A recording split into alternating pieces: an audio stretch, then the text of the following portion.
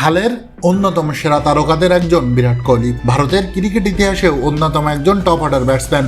তবে তারকা খ্যাতি পাওয়ার পর ছোটবেলার বন্দুকেই নাকি এখন পাত্তা দেন না বিরাট, এমনটাই দাবি করেছেন সাবেক ভারতীয় লেগ স্পিনার অমিত মিশ্রা। সম্প্রতি এক ইউটিউব চ্যানেলের সাক্ষাৎকারে কোহলিকে নিয়ে এমন কথাই বলেছেন অমিত মিশ্রা। তিনি বলেন, অনেক বছর ধরেই আমি ভারতীয় দলের অংশ নই, তবে এখনো যদি আইপিএল কিংবা অন্য কোনো ইভেন্টে রোহিতের সঙ্গে দেখা হয় ও সব সময় মজা করে। রোহিত কি মনে করবে সেটা আমার ভাবতে হয় না। তবে বিরাট কোহলিকে নিয়ে বলতেই মুদ্রার উল্টা পিঠ দেখিয়ে দিলেন অমিত মিশ্রা। রোহিতের পুরো বিপরীত মানুষকেই যেন পরিচয় করিয়ে দিলেন সাবেক এই লেগ স্পিনার। বলেন, আমি বিরাটের মধ্যে অনেক পরিবর্তন দেখেছি। আমরা প্রায় কথা বলা বন্ধ করে দিয়েছি।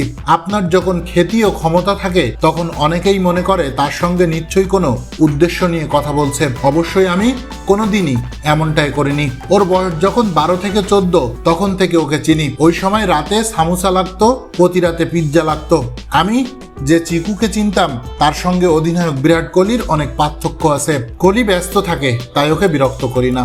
তরুণ বিরাট কোহলির নাম তো চিকু ছিল, এখন সে তো বিরাট কোহলি। এখানে অনেক বড় পার্থক্য আছে।